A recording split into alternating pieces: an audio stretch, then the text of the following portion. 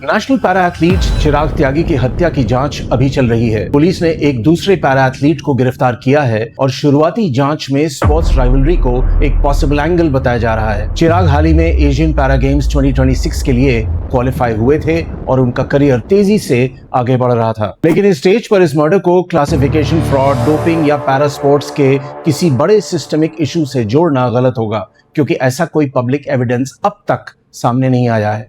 मैं हूं अरूप Ghosh.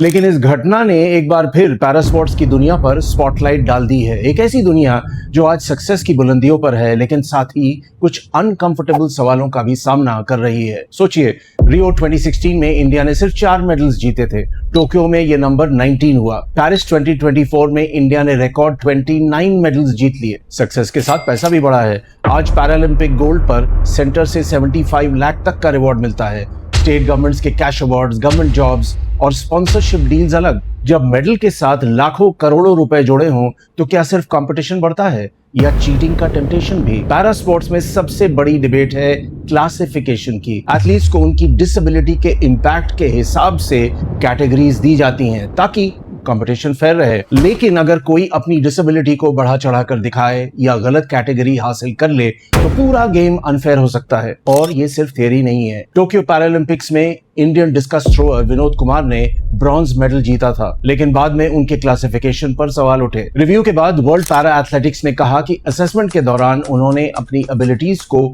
Intentionally misrepresent किया था। नतीजा, मेडल गया, रिजल्ट कैंसिल हुआ और 2 साल का बैन लगा। और ये प्रॉब्लम सिर्फ इंडिया की नहीं है। 2023 में ऑस्ट्रेलिया की एक इन्वेस्टिगेशन में एथलीट्स और ऑफिशियल्स ने वार्निंग दी थी कि इंटेंशनल मिसरिप्रेजेंटेशन पैरालंपिक मूवमेंट के लिए ग्रोइंग थ्रेट बन रहा है। फिर आता है डोपिंग।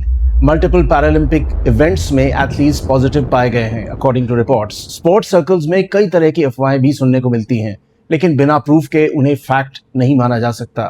फैक्ट इतना है कि क्लासिफिकेशन डिस्प्यूट्स, एलिजिबिलिटी कंट्रोवर्सीज और मिसरिप्रेजेंटेशन के केसेस ऑफिशियली रिकॉर्ड पर मौजूद हैं। इसलिए जिस स्पीड से मेडल्स, मनी और अपॉर्चुनिटीज बढ़े हैं, क्या चेक्स एंड बैलेंसेस भी उतनी ही स्पीड से मजबूत हुए हैं?